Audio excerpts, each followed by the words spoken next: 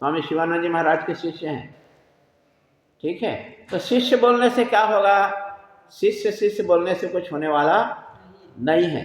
तो क्या करना पड़ेगा? जैसे आप घर में रहते हो, ठीक है ना, तो आपका घर में यदि कोई मुखिया नहीं है, कोई हेड नहीं है, तो सब क्या होगा? तो मनमानी सब काम करेंगे। कोई कुछ करेगा, कोई कुछ करेगा, कोई कुछ करेगा। इस कारण से हेड का होना जरूरी है।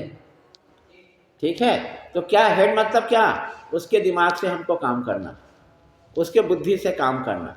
तो जिस घर में एक मुखिया है और मुखिया के सलाह से लोग काम करेंगे, ठीक है, तो घर बहुत अच्छे से चलेगा। और विभिन्न प्रकार का जो बाधा आएगा, उसको मुखिया के द्वारा बुद्धि से हम पार कर लेंगे। तो हमारा आध्यात्मिक जीवन का मुखिया कौन है? सद्गुरु स्वामी शिवानंद जी महाराज, है ना। तो हमको उसका ही दिशा निर्देश में चलना है। ठीक है, उसके ही दिशा निर्देश में हमको चलना है, तब हमको हमारा जीवन का परम लक्ष्य हमको प्राप्त होगा। तो थोड़ा सा विचार कर, आप सब तो बहुत बुजुर्ग हैं, स्वामी शिवानंद जी महाराज से कई साल से जुड़े हुए हैं, है कि नहीं? तो फिर थोड़ा सा जो है हम चिंतन करें, थोड़ा सा मनन करें हम जो है, कि क्या हम उनके बताए हुए उपदेश पर हम चल रहे हैं क्या? ठीक है, तो उन्होंने एक सूत्र दिया, serve, love, give, purify, meditate, realise. संक्षेप में, और इसको संक्षेप कर सकते हैं, सेवा करो, भक्ति करो, ज्ञान करो और आत्म साक्षात्कार प्राप्त कर लो। तो फिर ये कैसे संभव होगा? ये संभव कैसे होगा? तो इसके लिए गुरु महाराज ने, स्वामी शिवानंद जी महाराज ने 20 आध्यात्मिक नियम बताए। क्या बताए? 20 स्पिरिचुअल इंस्ट्रक्शन, है ना। 20 आध्यात्मिक नियम उन्होंने बताए। तो नीचे में उन्होंने लिखे, स्वामी गुरु जी महाराज ने लिखे कि ये 20 आध्यात्मिक नियम जो है समस्त उपनिषदों का सार है। जितने भी उपनिषद जानते हैं उसका ये इसेंस है, ये सार है। इसको अपनाने से हमको मोक्ष मिल जाएगा। ठीक है, ये गुरु जी की वाणी है। तो क्या हम गुरु जी की वाणी में विश्वास करते हैं? और यदि विश्वास करते हैं, श्रद्धा रखते हैं, तो उनके बात में हमको चलना पड़ेगा। हमारा जीवन का शुरुआत 20 आध्यात्मिक नियम से होना चाहिए। ठीक है ना। तो सवाल यह है कि क्या हम 20 आध्यात्मिक नियम का अपने जीवन में पालन करते हैं? और यदि सही में हम 20 आध्यात्मिक नियम का पालन करते तो निश्चित है हमको मोक्ष मिल जाएगा, मोक्ष मिल जाएगा। तो थोड़ा सा इसके बारे में हम थोड़ा चिंतन करें, आत्मविश्लेषण करें कि हम कर क्या रहे हैं और हमको करना क्या है। ठीक, तो पहला सूत्र क्या बोलता है?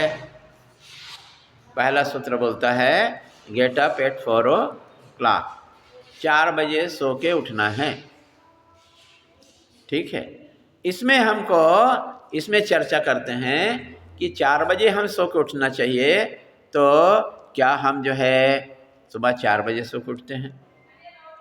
ये तो 4 बजे तो इनिशियल स्टेज में है, प्रारंभिक तौर में है। वास्तव में आपको तो 3 बजे उठना चाहिए। ठीक है, जैसे जैसा हमारा उम्र बढ़ रहा है तो दूसरा सूत्र बोलता है वैसा वैसा हमारा उम्र कम हो रहा है ना। हमारा उम्र कम हो रहा है, और जब हमारा उम्र कम हो रहा है, हाथ में समय कम है, तो हमारे साधना को तीव्र करना चाहिए। हमारी साधना को तीव्र करना चाहिए। ठीक है ना। तो आप कुछ मत करिए, तो कम से कम 4 बजे सो के उठिए, और ज़्यादा साधना को करना है तो 3 बजे सो के 3 साढ़े 3 बजे सो के उठिए। तो आपके पास में 3 बजे उठेंगे तो 3 घंटे का समय आपके पास हो जाएगा, 3 बजे से लेकर के 6 बजे तक के, ठीक है। और 3 घंटे का समय तो पर्याप्त है, कह सकते हैं सुबह के लिए, ठीक है। तो क्या ये 3 घंटा का समय को हम अपने साधना में उपयोग करते हैं? और यदि नहीं करते हैं तो क्या हमको उपयोग नहीं करना चाहिए कि नहीं करना चाहिए?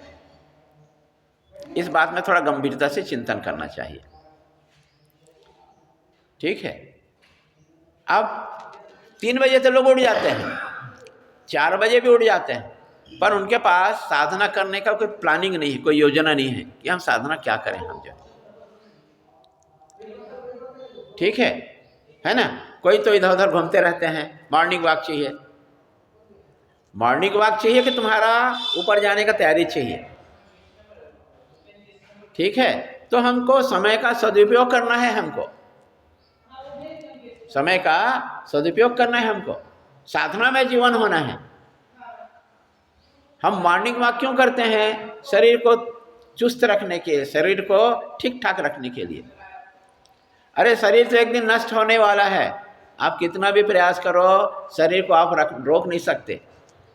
बहुत लोगों ने कोशिश किया शरीर को रोकने के लिए, और बहुत लोगों ने कोशिश किया शरीर को लेकर के ऊपर जाने के लिए, और बहुत लोगों ने कोशिश किया भगवान को बुद्धू बनाने के लिए।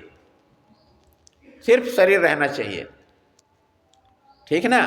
कई लोगों ने कोशिश किया कि मैं दिन में मरूं, न रात में मरूं, न अंदर मरूं, न बाहर मरूं, न पृथ्वी में मरूं, न आकाश में मरूं, न अस्त्र से मरूं, न शस्त्र से मरूं। कितना प्रयास, न नर से मरूं, न जानवर से मरूं, कितना प्रयास किया। अपने शरीर रहना चाहिए, शरीर रहा नहीं रहा, ठीक है ना। कोई ने प्रयास किया कि भाई मैं जीवन किसी से न मरूं, नर को और पशु को छोड़ करके, वानर को छोड़, क्योंकि मेरा दिन का ये मेरा आहार है, इससे क्या डरना, इससे जो है, ठीक है। रावण, उसका शरीर रहा नहीं रहा, ठीक है। तो अब देखिए थोड़ा सा अंतर्विश्लेषण कीजिए कि जो रावण जो है किस कारण से मारा गया? लोभ। किसके कारण मारा गया? देखो रावण के जैसा बुद्धिमान 4 वेदों का ज्ञाता भाई, देखो मजाक नहीं है, एक वेद पढ़ना तो बहुत मुश्किल है। कल चर्चा किया था ना कि वेद को 4 भाग में डिवाइड किए कि अपने जीवन काल में नहीं पढ़ सकता तो एक वेद को पढ़ लो, ठीक है ना। वो तो 4 वेद का ज्ञाता था और प्रकांड पंडित था, सुनिए प्रकांड पंडित था, और क्या था? ज्योतिष का परफेक्ट था। आज भी रावण संहिता चलता है, ज्योतिष में रावण संहिता। माता जी कुर्सी में बैठ जाओ, ठीक है। आज रावण संहिता चलता है, आप लोग भी कुर्सी में बैठ जाओ, हमारा आदत है। तो वेद का ज्ञाता था, ज्योतिष का पंडित था, ठीक है ना, ज्योतिषी का पंडित था। तो जब उसके घर में एक लड़की हुई तो उसने पंचांग पत्र देखा, पंचांग देखा, पंचांग में पाया ये लड़की मेरा मृत्यु का कारण बनेगी, ये मेरी लड़की मेरा मृत्यु का कारण बनेगी। सैनिकों को बोला, रानी को बोला, इसको मार डालो इसको, क्योंकि जो लड़की मेरा मृत्यु का कारण बनेगी उसको मैं पाल पोस के बड़ा करूंगा तो मेरा ही मृत्यु होने वाला है। तो क्या किया, अपने सैनिकों को बोला, महारानी को बोला इनके बच्चे दे दो, तो ये लड़की इनको जंगल में फेंक देंगे, पशु पक्षी खा जाएंगे, इसको मार देना वहाँ जंगल में जा करके। जल्लादों को बोला, राजा आज्ञा है मानना पड़ेगा। महारानी को बोले कि बच्चा दे दो, महारानी थोड़ा ट्रिक करी, आज के ज़माने में घूस दी, क्या बोलते हैं, घूस दी थोड़ा सा, वो जल्लादों को, बोला ये पैसा रखो, इसको मारना नहीं, जंगल में छोड़ देना। ठीक है, अब उनको पैसा मिल गया तो राजाज्ञा का पालन भी हो गया, पैसा भी मिल गया, उसको क्या किए, जंगल में छोड़ दिए, जंगल मतलब छोड़ दिए उसको।